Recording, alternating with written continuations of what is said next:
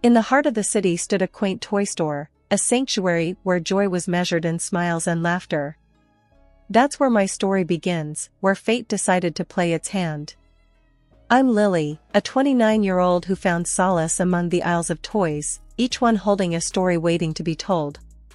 It was a regular day, the store buzzing with the usual chatter, when he walked in, Jake, the man who unknowingly was about to turn my world upside down. He wandered through the aisles with a look of determination, his eyes scanning the shelves for the perfect gifts. "Excuse me," he said, approaching me with a gentle smile, "I'm on a mission to find the coolest toys for the children of my friends. Any recommendations?" I smiled, pointing towards the latest action figures. "You can't go wrong with these. Kids love them, and they're our top sellers this month." Jake picked up one of the figures, examining it with an intrigued expression. "Looks like you really know your stuff. Do you enjoy working here?" I laughed, a warm feeling blooming inside. "I do. It's more than just a job. It's like being a part of countless happy childhood memories. But tell me more about you. Is being the cool uncle a full-time job?" His laughter echoed through the store, a sound that felt oddly comforting. "It feels like it sometimes.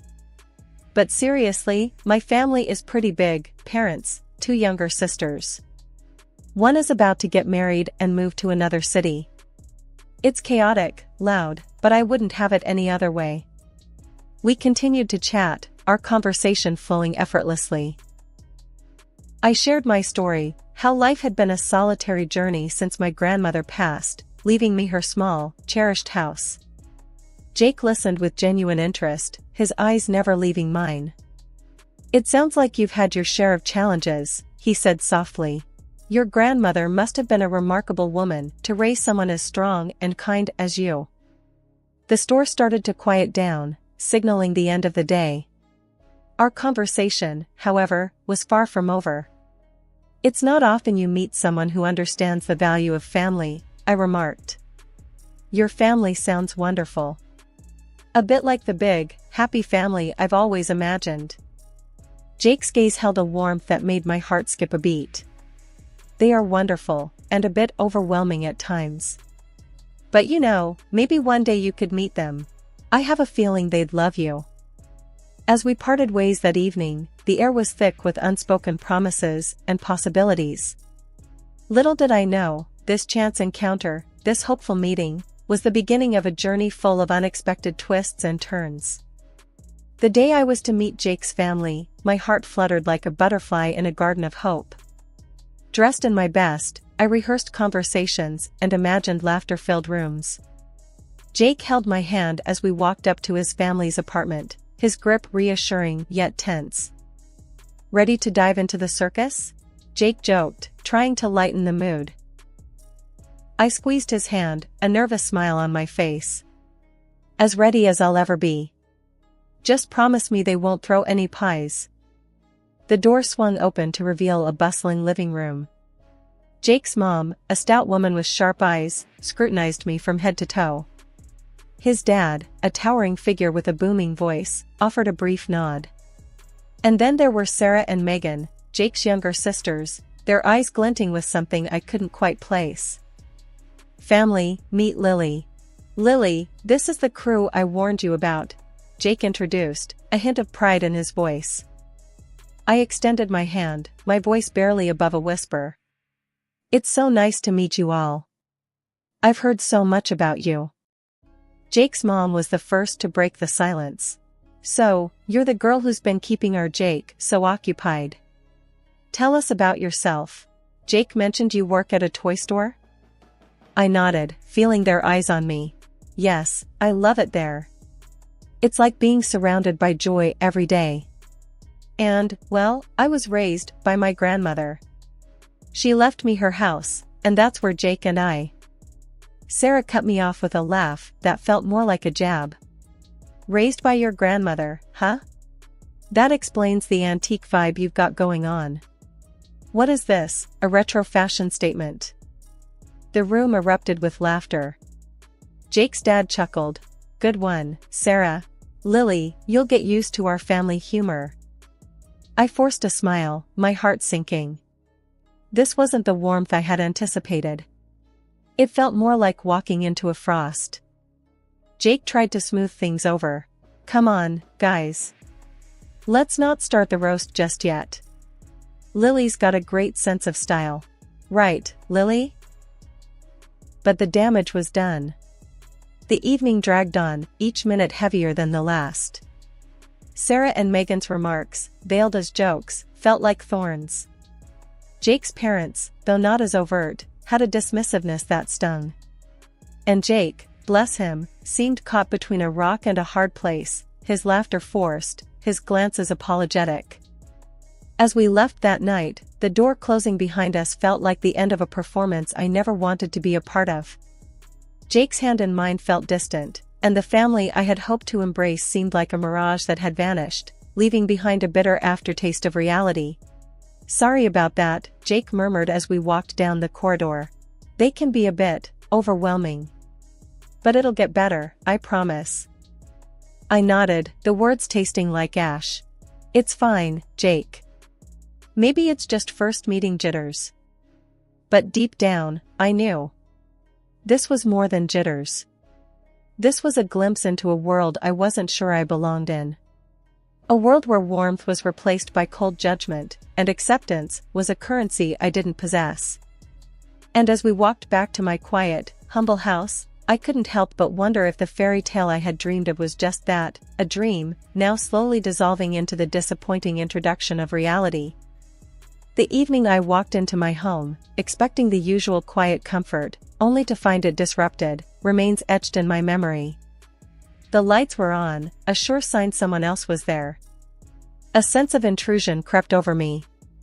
I dialed Jake's number, my voice trembling with unease. Jake, I think someone's in our house. The lights are on, and you're not home. His laughter on the other end jolted me. Oh, that's just Sarah. I gave her our spare key. She wanted a place to chill. I stood frozen, disbelief and anger intertwining. You gave your sister a key to our house, without asking me? Jake's tone was dismissive. Come on, Lily. She's my sister. Plus, it's not like she's a stranger. As I entered the living room, there she was, Sarah, lounging on our couch, my personal laptop open in front of her. The sight felt like a violation of my private space. Sarah, what are you doing? That's my laptop, I said, my voice firm yet controlled. She didn't even bother looking up. Relax, Lily. We're family now. I figured what's yours is mine, right? That evening, when Jake returned, I confronted him. Jake, your sister can't just barge into our house and use my things without permission. It's not right. His response was infuriating. Lily, you're overreacting. She's just using the laptop. Don't make a big deal out of it. But it is a big deal to me, Jake. It's about respect and privacy, I argued, my frustration growing. Jake just shook his head. I don't see the problem here. She's family. You need to be more accommodating. From then on, Sarah's visits became a regular occurrence. She'd walk in whenever she pleased, treating our home like it was her own. It wasn't just the intrusion that bothered me, it was her complete disregard for our privacy. She'd leave dishes in the sink, move my things around, and never once asked if it was okay. Every time I brought it up with Jake, he brushed it off. She's just comfortable here. Isn't that a good thing? Why are you so hung up on these little things? But they weren't little things to me. They were the threads of respect and boundaries being pulled apart. My home, once my sanctuary, was now a free-for-all, and I felt like a guest in my own space. One day, I came home to find Sarah sprawled on the couch, a pile of her laundry on the living room floor. Sarah, this isn't a laundromat. You can't just do your laundry here, I said, my patience wearing thin. She rolled her eyes. Oh, please, Lily. It's not like I'm asking you to do it for me. Plus, your washer is way better than ours. I couldn't believe the audacity. This was more than just familial comfort, it was entitlement. And Jake's inability to see that, to stand up for our space, was driving a wedge between us. Weekends used to be my retreat, a time to unwind and recharge. But that changed when Jake's family decided our home was their new weekend getaway. It started one Saturday morning. I was greeted not by the quiet I cherished, but by the loud chatter and laughter of Jake's family sprawled across my living room. "Morning, Lily. Hope you don't mind, we thought we'd spend the day here. Our place is a bit cramped at the moment," Jake's mom announced cheerily as if they'd done nothing out of the ordinary.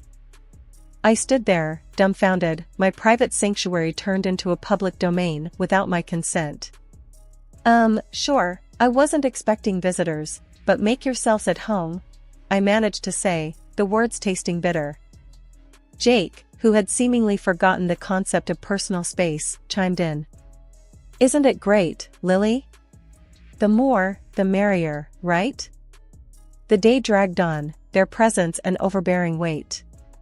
The living room, once my haven of peace, was now a mess of loud conversations, clutter, and the overwhelming scent of food. They acted as if it was their right, their house. As the day turned into evening, Jake's mom called out from the chaos, "Lily, dear, could you whip up something for dinner? You're such a fantastic cook, and we're all famished." The audacity of the request left me reeling. "Actually, I was planning to order in tonight," I replied, trying to mask my frustration. Jake's dad laughed, a booming sound that filled the room. "Why order when we have a chef in the house? Come on, Lily, show us what you've got." I felt trapped, my own desires and comfort overshadowed by their imposing presence. Cooking in my kitchen, I felt like a stranger, an outsider catering to the whims of uninvited guests. Later that evening, I tried to talk to Jake about it. "Jake, this isn't working for me. Your family can't just take over our home every weekend." Jake, ever the family man, just shrugged. "They're just being family, Lily. This is what families do. You're overthinking it." "But it's our home, Jake. Our space. There should be limits, boundaries," I argued, my voice a mix of plea and demand. He didn't get it, or he chose not to. "Lily, they're not doing any harm. We have the space, why not share it?" I went to bed that night with a heavy heart, the sounds of their laughter and chatter a stark reminder of how my sanctuary had been breached. My home, my rules, my peace, all invaded without a second thought. And the man I shared my life with couldn't, or wouldn't, see the lines being crossed. The once peaceful sanctuary of my home had become a battlefield, the air thick with tension and unspoken words. After countless disputes over the invasion of my privacy, I had retreated to my bedroom, the only space I foolishly thought was still mine. But even that last refuge was about to be snatched away. It was early Saturday morning, the kind of morning where the world should have been still and quiet. But tranquility was a stranger in my own home. I was jolted awake by the sound of my bedroom door being flung open. Disoriented, I blinked against the harsh light as the figures of Jake's parents loomed in the doorway. What are you doing?" My voice was barely a whisper, shock rendering me almost speechless. They didn't even flinch at my obvious discomfort. Instead, Jake's mom, with a sweep of her hand that felt like she was claiming territory, announced, "We've decided this will be our room now. It's the nicest in the house, after all." Jake's dad nodded in agreement, his eyes scanning the room, not as a guest, but as someone assessing their property. "Yep, this will do. And don't worry, we left our apartment to Sarah. She needs it more than we do." Their words hit me like a physical blow. This was no ordinary intrusion, this was a full-blown takeover. My room, my private space, was being stripped away right in front of me. Shaken, I scrambled out of bed and found Jake in the kitchen, oblivious or indifferent to the chaos. "Jake, we need to talk. Now. Your parents can't just take over my room like this." Jake sipped his coffee, unfazed. "Lily, Why are you making such a big deal out of this? They're just trying to be comfortable. Besides, you can stay in the attic, right? His words stung more than I thought possible. The attic? Jake, are you listening to yourself? This is my house, and your family is treating it like a hotel. He shrugged, a gesture that spoke volumes of where his loyalties lay. Well, it's their house too now. You can fix up the attic. It could be a nice project for you. I stood there, disbelief and rage coursing through me. My home, my sanctuary, was being carved up and handed out like slices of pie, and the man I had pledged my life to was holding the knife. As Jake walked away, leaving me to grapple with the reality of the situation, I realized I was alone in this fight. The home I had built, the life I had envisioned, was being dismantled, piece by piece. And the one person who should have been my partner, my ally, was the architect of my despair. But as I stood in the shell of what used to be my refuge, a fierce determination took root. This was my home, my life, and I wasn't about to let it be taken from me. The battle lines were drawn, and I, Lily, was ready to reclaim what was rightfully mine. The night before Jake and his family left for the wedding, the house was thick with tension and unspoken words. They laid down their plans, like a king dictating to his subjects. We're off tomorrow, Lily, for Megan's wedding. You'll have the house to yourself for a week. Should be plenty of time to get your new attic room ready, Jake's mom declared with a smirk. Jake chimed in, a cold look in his eyes. Yeah, Lily. It's only fair. Mom and Dad need the space. It's a small sacrifice, really. Their laughter echoed through the house, a cruel soundtrack to the mockery of my life. The door closed behind them the next morning, the silence they left behind heavy with the weight of their words. But as the sound of their car faded away, a new resolve rose within me. I had always thought a big family was a blessing, but their presence in my life had turned into a curse, one I was determined to break. The first step was clear and unwavering. I marched to the local hardware store, the determination in my steps ringing louder than the jingle of the door as I entered. I need new locks for my house, I declared to the clerk, my voice a mixture of resolve and newfound strength. As I returned home, the new locks in hand, each click and turn of the screws as I installed them felt like a proclamation of my independence, a reclamation of my space.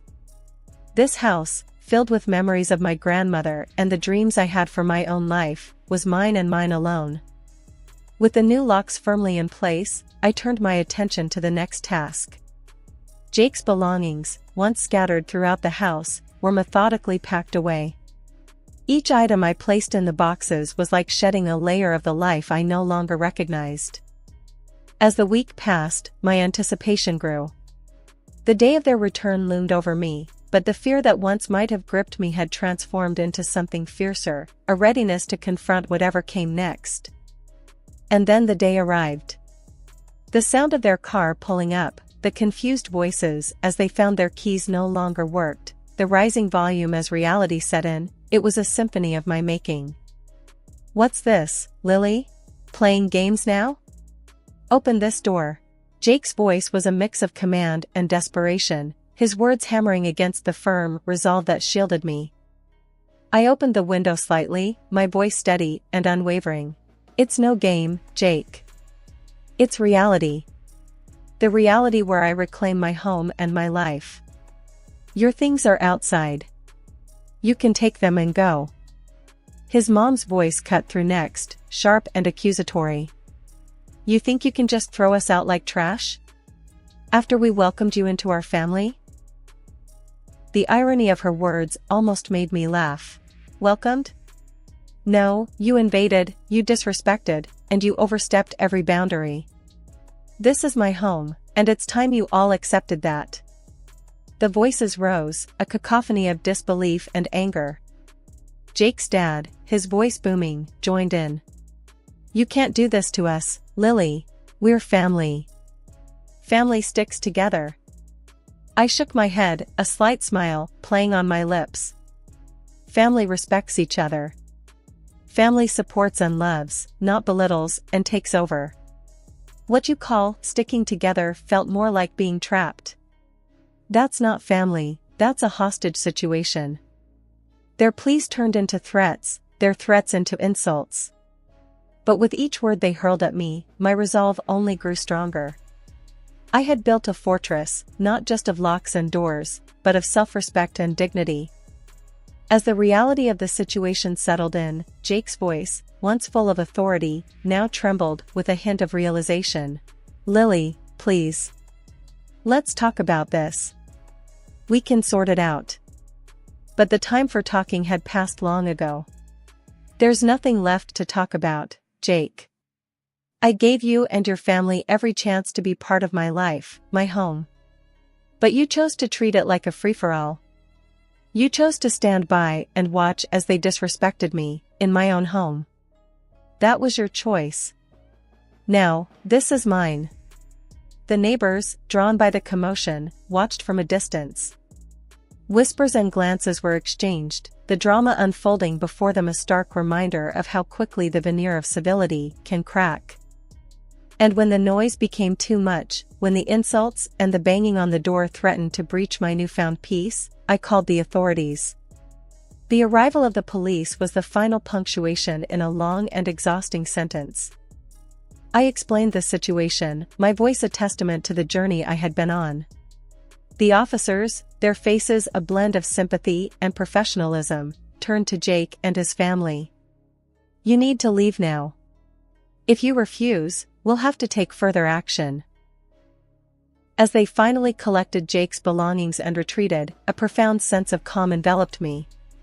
The house, once a battlefield, was now quiet. The door, once a revolving entry for disrespect, was now a barrier against it. A week had passed since I took a stand, the quiet in my home a stark contrast to the turmoil that had once reigned. I was sipping my coffee, the warmth a gentle reminder of the peace I had reclaimed, when a knock shattered the tranquility. It was Sarah, her face twisted in anger, standing on my doorstep like an unwelcome storm. "Lily, you think you're so high and mighty, kicking everyone out? You're nothing but a selfish, greedy woman." Sarah spat the words out, her voice dripping with resentment.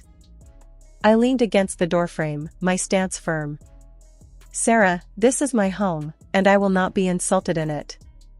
Your family overstayed their welcome, and I did what was necessary." She scoffed, her laugh harsh and jarring. "Necessary? You've turned everything upside down. I had the apartment to myself, and now? Now it's a circus again. Mom, Dad, Jake, all crammed in because of you." Her words were meant to wound, but I only felt a profound sense of relief. "That's not my problem, Sarah. You all made your choices, and now you're living with them." Sarah's face reddened, her anger a tangible force. "You can't just toss us aside like this. We're family." I shook my head, a sad smile on my lips. "Family doesn't treat each other the way you treated me. I gave you all chances, but you chose to ignore them. I deserve respect and peace in my own home." Her words became a blur, insults and accusations thrown aimlessly. But they no longer touched me. I had built a wall, not just of locks and doors, but of self-respect and resolve. As she continued her tirade, I realized the truth in her words. Her anger wasn't just about being thrown out, it was about the loss of her comfort, her space. And that realization only strengthened my resolve. After what felt like an eternity, I cut her off. "Sarah, this conversation is over. Your family's actions brought you to this point. I suggest you focus on finding a solution, instead of wasting your time here." With that, I closed the door, the sound a final note to her symphony of fury. I filed for divorce, my heart heavy but certain.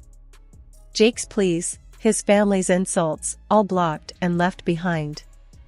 I was free, truly free, not just from their physical presence, but from the weight of their disrespect. I started to rebuild, my home once again a sanctuary, my life my own. As days turned into weeks, the memory of them faded like a bad dream in the morning light. My peace was hard-won, but it was mine, a testament to the strength I never knew I had. And in that peace, I found not just solace, but a profound sense of triumph. I had claimed my life back, one lock, one packed box, one signed paper at a time. And as I stood in my reclaimed space, I knew that this was just the beginning. I stared at the rumpled sheets, a knot forming in my throat as the truth sank in. The lingering scent of sweat and sex hung heavy in the air, a cruel mockery of the life I thought I had. How could he? How could she? Cynthia. Rick's voice trembled with guilt as he pulled the covers up, his bare chest glistening with perspiration. It's not what it looks like. I wanted to scream, to lash out at the two people I loved most in this world, but all I could muster was a bitter laugh. Really? Because it sure as hell looks like you were screwing my little sister in our bed. Kristen's face was buried in her hands, her slender frame shaking with sobs. Sin, I'm so sorry. Don't, I snapped, my voice like shattered glass. Just don't. Rick reached for me, his expression a mask of desperation. Baby, please, let me explain. I recoiled from his touch, bile rising in my throat. Explain what? That you betrayed me with the one person I should have been able to trust above all others? That you turned our home, our marriage, into a cheap motel room tryst? It was a mistake, he pleaded, tears welling in his eyes. A horrible, stupid mistake. It'll never happen again, I swear. I barked out a harsh laugh, raking my fingers through my hair. You're damn right it won't, because we're done, Rick. Over. I want you both out of my house by tomorrow night. Sin, no, Kristen cried, clutching the sheets to her naked body. Please, we never meant to hurt you. Well, you did.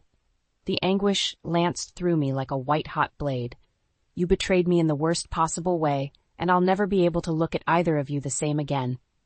Rick reached for me again, but I shoved him away, my anger and hurt overriding any lingering love. Don't touch me. Just get your things and go. We're through.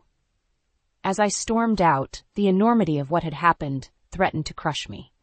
My life, my family, everything I held dear, shattered in an instant by the two people I trusted most.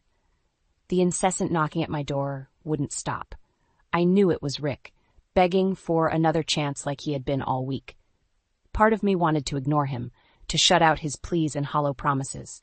But a larger part, the part that still foolishly clung to the memories of happier times, compelled me to answer. What do you want, Rick? I sighed, pulling open the door to find him disheveled and bleary-eyed. Sin, please, you have to listen to me. He reached for my hand, but I snatched it away. It was one stupid mistake, that's all, a moment of weakness that'll never happen again. I scoffed, crossing my arms over my chest. With my own sister? How could you do that to me, to us?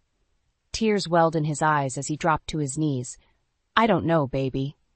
I was drunk and angry, and she was there, comforting me. One thing led to another, and before I knew it... He trailed off, burying his face in his hands. God, I'm so sorry. You have to believe me. For a moment, a fleeting moment, I almost did believe him. The anguish in his voice, the raw emotion etched on his face, it tugged at the fragile threads still tying me to this broken man. But then the image of them tangled together, naked and sweating, flashed before my eyes, and a fresh wave of rage washed over me. Get up, I spat, pulling him to his feet with surprising strength. Get up and look me in the eye when you're begging for another chance you don't deserve. His eyes were wild, desperate. Sin, I love you. What we have had, it's real. Don't throw it all away because of one horrible lapse in judgment. One lapse?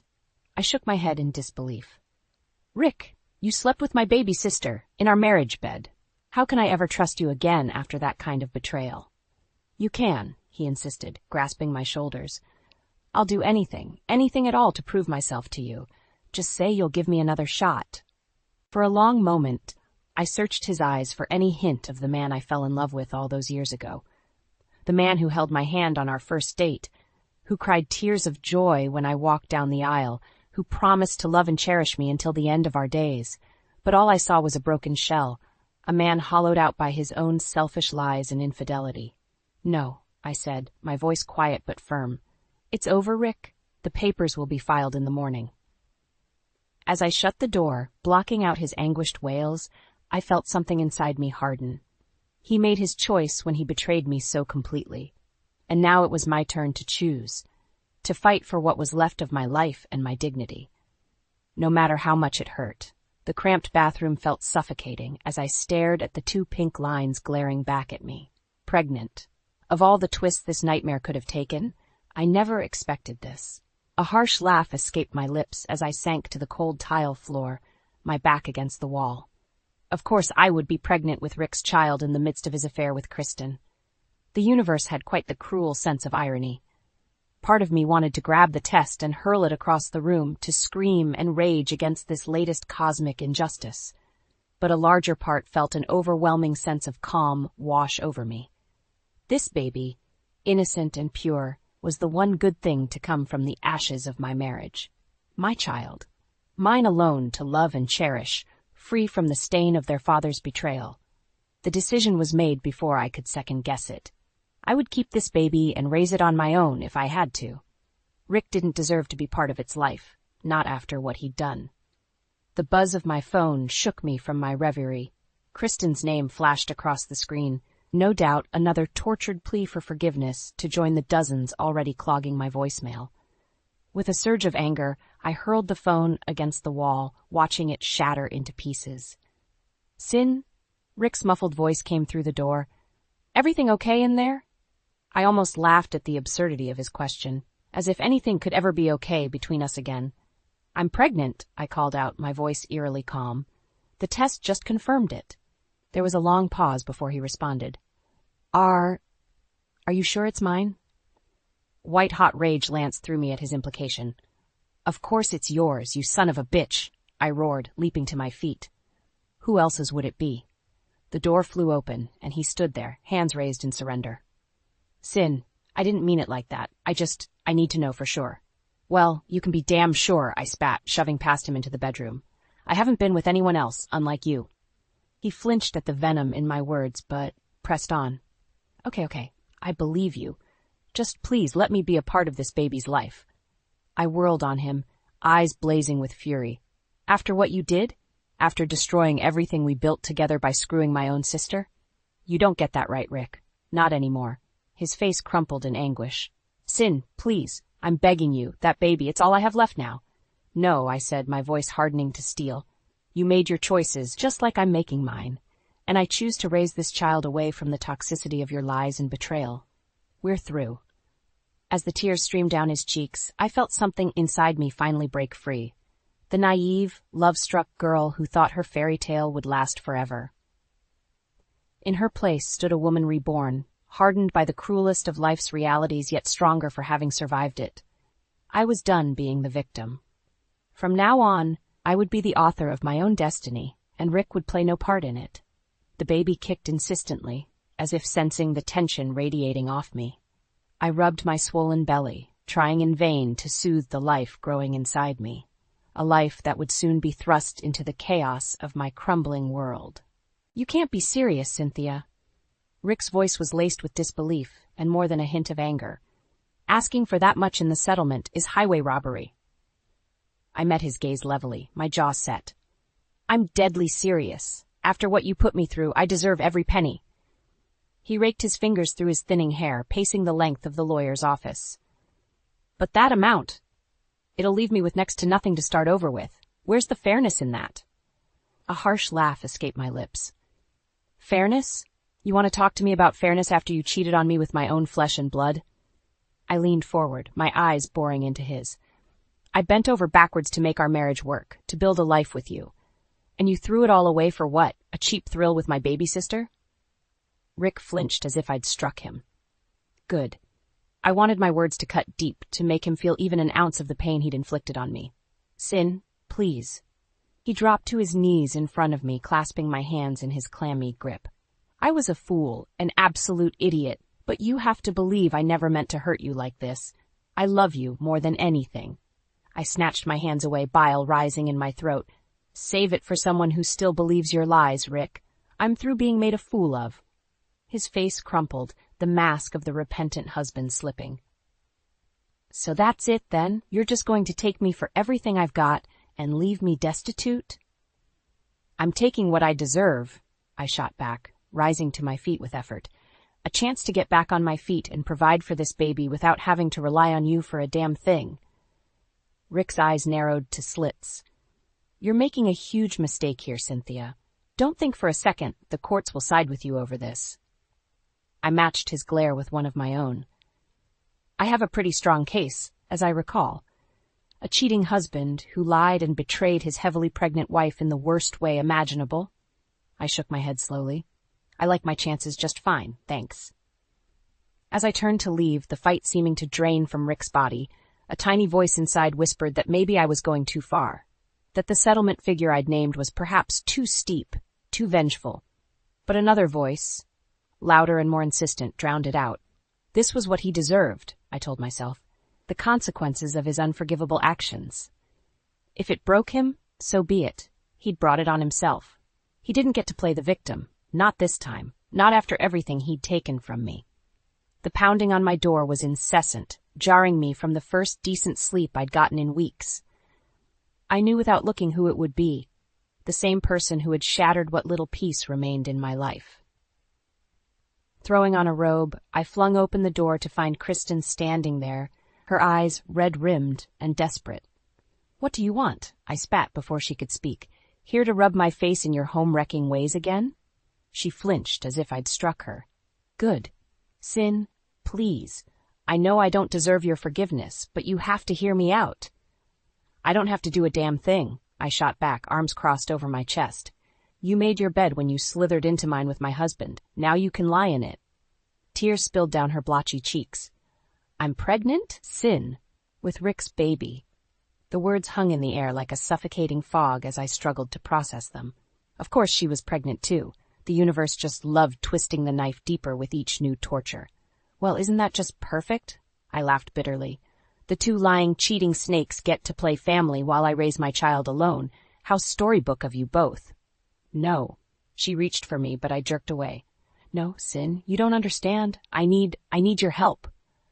I stared at her incredulously. My help? After you stabbed me in the back in the worst way imaginable, what makes you think I'd lift a finger to help you? Kristen's eyes were wild, pleading. Because Rick, he wants nothing to do with this baby. He said it'll ruin his chances of getting back together with you. White-hot rage lanced through me at her words. Of course, that bastard would try to weasel his way out of this, to pretend the ultimate consequence of his actions didn't exist. Just like he'd tried to pretend his affair was some momentary lapse, a blip to be forgotten. So what? I shrugged, feigning indifference. Sounds like a personal problem to me. You two can sort out your own messes. But I can't do this alone, she wailed, fresh tears streaming down her face. I don't have anyone else, Sin. You're my family. Family. The word was like a physical slap across my face. This snake who had violated the sanctity of my family in the worst way was trying to claim that bond again? After everything? You lost any right to call me family the second you spread your legs for my husband, I hissed, poking her sharply in the chest. As far as I'm concerned, you're just the worthless homewrecker he stepped out with, nothing more. Her face crumpled in anguish, but I was beyond caring. Let her feel the slightest fraction of the pain she'd inflicted upon me. It was the least she deserved. Now get off my porch, I said, my voice dangerously low, and if I ever see your face again, I can't be held responsible for what I might do. As she turned and fled, I slammed the door behind her, the sound echoing through the hall like a gunshot. My hands were shaking, every muscle taut, as the weight of her words finally hit me. Rick was going to be a father again. With her. The idea was like acid burning through my veins. If he thought for 1 second that he could just walk away from this, from them, he had another thing coming. I would make sure he paid for this latest betrayal, if it was the last thing I ever did. The courtroom was deathly silent as the judge cleared his throat, envelope in hand. This was it, the moment that would decide just how far Rick's lies and betrayal had really gone. The DNA results confirm that Mr. Richard Moore. The judge paused, eyes flickering between Rick and a visibly distraught Kristen. Is not the biological father of the child Miss Randall is carrying. A collective gasp rippled through the gallery, but I remained motionless, utterly unsurprised. Of course he wasn't the father, just another lie in the tangled web he'd spun. Rick, however, looked as though he'd been struck. What? That's impossible. She said. Liar! Kristen screeched, rounding on him with balled fists. You lied to me, you bastard. Told me it was yours, so I'd leave Sin alone. I watched impassively as the court officers struggled to restrain her, something like pity stirring in my chest. She was just another of his victims. Really, a fool led astray by his silver tongue. The judge pounded his gavel, restoring order. If we could return to the matter at hand. His steely gaze fell on Rick. Mr. Moore, you'd also be wise to take this opportunity to revise the financial statements you submitted during these proceedings. A bead of sweat trickled down Rick's brow as he tugged at his collar. I'm not sure what you mean, Your Honor. Oh, I think you know exactly what I mean. The judge's tone brooked no argument. The tax documents and income statements we subpoenaed paint a very different picture than what you originally claimed. My head whipped around as I studied Rick's ashen face. He couldn't have, could he? Not after everything. But his silence, his refusal to meet my eyes, spoke volumes. You lied. The words slipped out in a hoarse whisper. You lied about your finances, too, to try and cheat me out of what I deserved. Rick opened his mouth, then closed it, shaking his head slowly. In that moment, I saw him for what he truly was, a sniveling coward who would do or say anything to save his own skin. My heart twisted violently in my chest. The judge fixed him with a withering stare. Mr. Moore, you have committed perjury and fraud upon this court with your falsified financial records. Not only that, but you engaged in a reprehensible pattern of lies and deceit that allowed this entire fiasco to unfold. He paused, letting the weight of his words sink in as the courtroom held its collective breath. Therefore, I am awarding the entirety of the settlement amount requested by Mrs. Moore, in addition to the marital home and all other major assets. His gaze bored into Rick's stunned face. You have only your own dishonorable actions to blame for these consequences, sir. This ruling is final. The world seemed to tilt wildly around me as the judge's words echoed through the chamber. I'd won. I'd beaten him at his own lying game and taken everything in the process. A hollow victory, to be sure, but a victory nonetheless. As the bailiffs led a shattered Rick away, I caught his eye one last time. Any remnants of the man I'd loved, the man I'd devoted half my life to, were gone, burned away by the flames of his selfish deceptions. In their place was a broken husk, a sobbing wretch brought low by his own karmic reckoning. And as he disappeared through the door, I knew I would never look upon his face again. The spacious home felt cavernous and empty as I wandered its halls, my son Jacob babbling happily in my arms. This place, which had once represented the life Rick and I strived to build together, now stood as a monument to his failures. Every gleaming surface, every expensive furnishing, had been bought with the hard-earned money he tried so desperately to keep from me. The money that was rightfully mine after his countless lies and betrayals. A hollow victory, to be sure, but a victory nonetheless. Jacob's tiny hands patted my cheeks, drawing my attention back to his cherubic face. In that moment, watching his bright eyes crinkle with laughter, I knew I had made the right choice. This house, this life I was building from the ashes, was all for him now. Rick was merely a speck in the rearview mirror, a crucial step on the journey that led me here, but no longer a presence in our lives. I had survived his deceit and emerged stronger, more resilient than I could have imagined. The buzzer rang, shattering the moment's peace. Shifting Jacob to my hip, I made my way to the intercom, the voice identification system cheerily announcing, "Kristen Randall at the gate." I froze, hot anger lancing through me. The audacity of that snake, showing her face here after everything she'd done. I should have known better than to expect her to slink back into the hole she'd crawled out of. "Ma'am?" The AI's chipper voice piped up again. "Shall I admit the visitor or send them away?" Jaw clenched, I stabbed the comm button. "What do you want, Kristen? Here to try and weasel your way back into my good graces again?" There was a pause, then a tremulous sigh. "Sin, please. I know I'm the last person you want to see right now, but I really need your help." I barked out a harsh laugh. "My help? After you slept with my husband and tried to trap him with a baby that wasn't even his? You've got one hell of a nerve showing up here." I know. Her voice cracked with desperation. "Believe me, I know how badly I've messed up, how much I've hurt you. But Sin, I'm homeless. I've got nowhere else to go. The words hung in the air, deflating my anger for just a moment. As much as I despised her for her actions, she was still my sister, my blood. Could I really turn her away to fend for herself? Jacob gurgled softly, nuzzling my neck, and my resolve hardened once more. She might share my DNA, but she had long since forfeited the honor of being treated like family. That's not my problem, I said, coldness seeping into my tone. You made your bed when you betrayed me in the worst way. Now you can lie in it. Sin, wait, her voice was thick with panic. I'm pregnant! For real this time! I can't raise this baby on the streets, please! I recoiled as if struck, bile rising in my throat. Of course, she would stoop to that level of deception again, using an innocent child as a pawn in her twisted mind games. Save your lies, Kristen, I spat, fighting to keep my voice steady. I don't have anything left to give you. No money, no shelter, no help. You're on your own. As her muffled sobs faded, I slumped against the wall, cradling Jacob close. In that moment, I pitied her even as I reviled her very existence, for she was well and truly alone in this world of her own making. But not me. Never again. I had my son, my beautiful reason for persevering through all the darkness.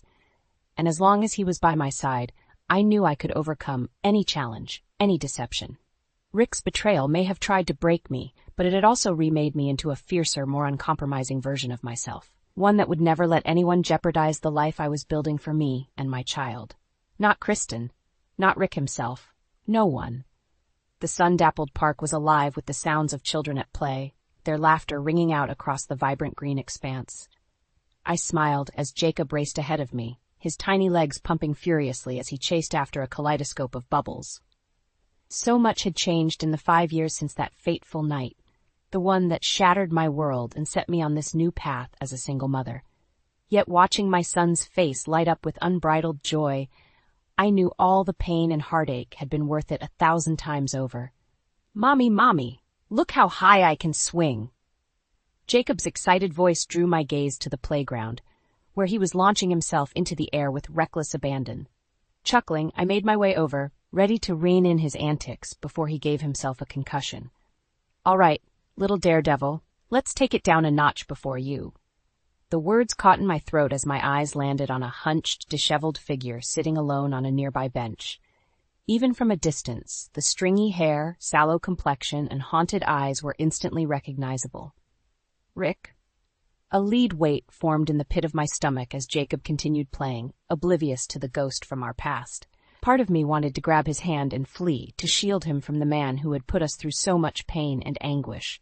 But another part, the part that had grown stronger and more resilient with each passing year, felt something else stirring inside me. Not anger, nor hatred, but pity. Steeling myself, I made my way towards the bench, my heart pounding in my ears. Up close, the toll of Rick's lies and deceptions was even more stark. His clothes hung loosely, his face etched with lines that made him appear decades older than his years. Well, I said softly, watching as his head snapped up in shock. If it isn't the master of deception himself, fancy meeting you here. Rick's eyes widened as he took me in, his hands visibly trembling. See? Cynthia? Is that really you? In the flesh, I gestured vaguely at his haggard appearance. Looks like the last few years haven't been too kind to you, Rick? He flinched as though I'd struck him, turning his gaze downward in shame. Yeah, well, I guess that's what happens when you lose everything due to your own stupidity. An uncomfortable silence stretched between us, punctuated only by Jacob's peals of laughter in the distance. Part of me felt a twisted sense of satisfaction at seeing the great lie spinner brought so low, but the larger part simply felt sadness. For the broken man before me, and for the bright future we had once dreamed of building together. You know, I said at last, for what it's worth, I did love you once, with everything I had. Rick's shoulders slumped as he nodded jerkily. I know, believe me, I know, and not a day goes by that I don't regret throwing that all away. Well, regrets won't change the past. I shrugged, turning to watch Jacob scramble up the slide.